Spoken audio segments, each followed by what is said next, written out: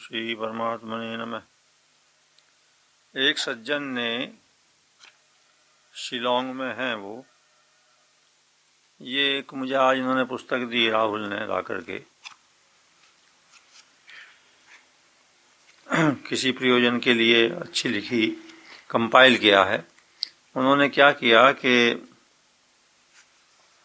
विश्व के जो पिछले 1600 साल में महानतम व्यक्ति माने गए हैं अलग अलग क्षेत्रों में, फिलॉसफी में, लिटरेचर में, साइंस में, टेक्नोलॉजी में आदि आदि,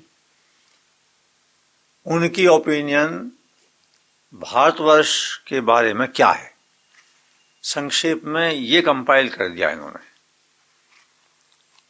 तो थोड़ा सा उनका ऊपर दिया है, कब पैदा हुए, क्या उनका कंट्रीब्यूशन है, फिर 5-5, 6-6, 8-8 लाइन में व्हाट इज इंडिया।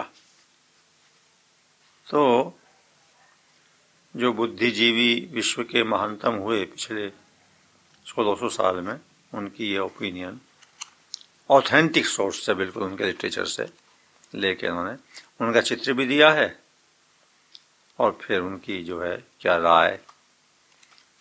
तो ख़ास तौर से जो युवा हैं, युवतियां हैं, थोड़ा देखें तो कम से कम ये समझ में आ जाए कि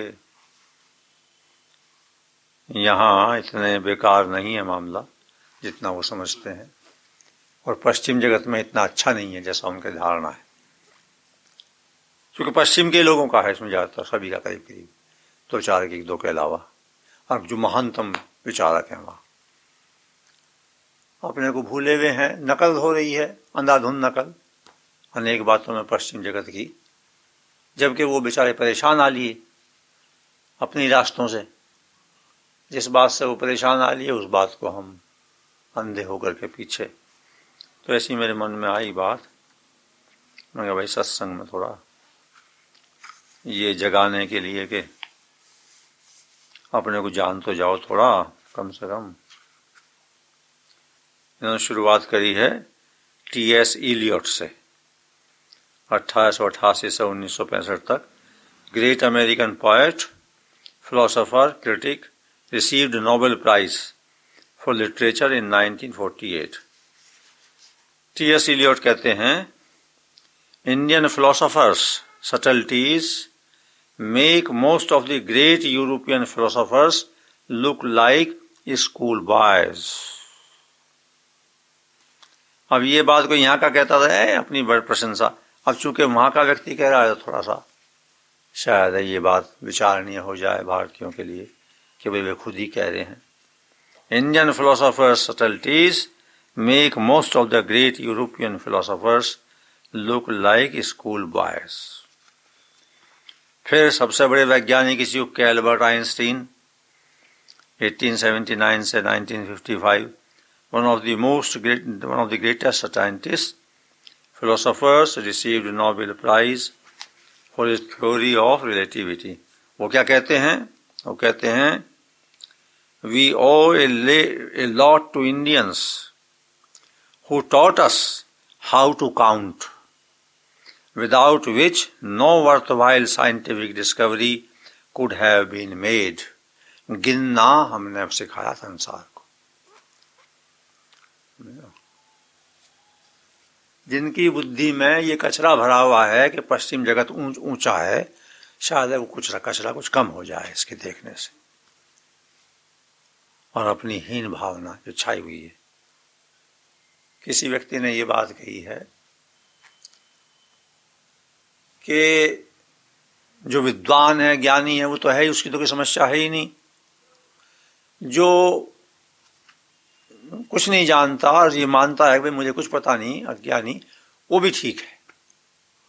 वो जो थोड़ा थोड़ा जान करके अपने को 30 मार का मानने वाले हैं, जैसे कि संख्या बहुत है आजकल, थोड़ी अंग्रेजी सी बोलनी सीख ली, तो अंग्रेजी बोलने के मायने ये समझ के हम बहुत ऊंचे पढ़े लिखे हो गए आदि। अच्छा, कई लोग छुरी कांटा चलाने में ही समझेंगे कमाल कर दिया हमने। अच्छा, ऐसे ही और तो ये थोड़ा बहुत जो ज्ञान जिनको हो जाता है पढ़ाई लिखाई का मामूली, वो जो एक तरह से वो वज्र मूर्ख हैं, वज्र मूर्ख, उनके लिए। अच्छा, एक हमारे रिलेटिव, उन्होंने कैटेगरी बना रखी थी मूर्खों की। वो यूँ कहते थे, एक तो मूर्ख, फिर कहते थे फिर अति मूर्ख, फिर कहते थे महामूर्ख। मैंने कहा 3 कैटेगरी हो गई बस बहुत। कहने का नहीं, एक और है। मैंने कहा वो क्या है? कहने का वज्र मूर्ख। वज्र मूर्ख, हाँ। कहने लगे जिसका प्रश्न ही नहीं है। तो वज्र मूर्ख, तो ये कहा आइंस्टीन ने। फिर Werner Heisenberg, one of the greatest physicist, co-founder of quantum physics, received a Nobel Prize.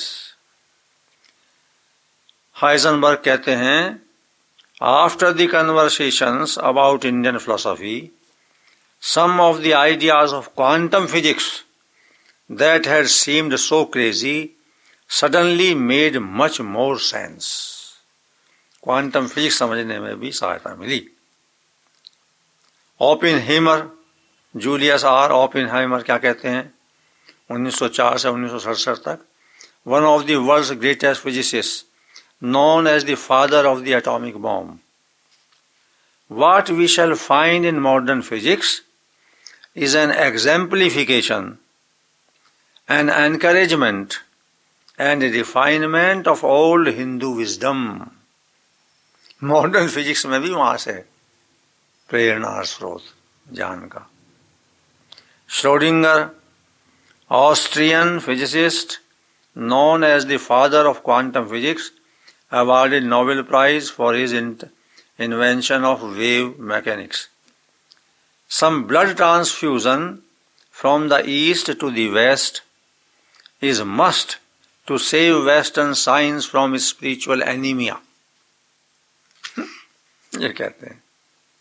Voltaire, Francis M Voltaire, one of the greatest French writers and philosophers, क्या कहते हैं?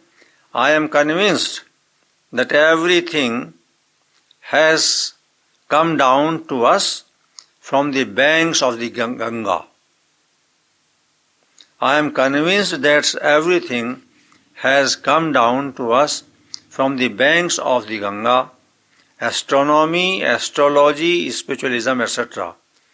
It is very important to note that some 2500 years ago, at the least,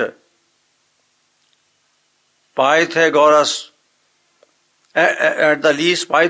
went from Samos to the Ganga to learn geometry, but he would certainly not have undertaken such a strange journey had the reputation of the Brahmins' science not been long established in Europe. Mark Twain, celebrated American humorist, satirist, lecturer and writer. India is the land of religions, cradle of human race, birthplace of human speech, grandmother of legend, great-grandmother of tradition, the land that man with intellectual bent desire to see, and having seen once even by a glimpse, would not give that glimpse for the shores of the rest of the globe combined. Hegel, greatest German philosophers and writers, it strikes everyone in beginning to form an acquaintance with the treasures of Indian literature that a land so rich in intellectual products and those of the profoundest order of thought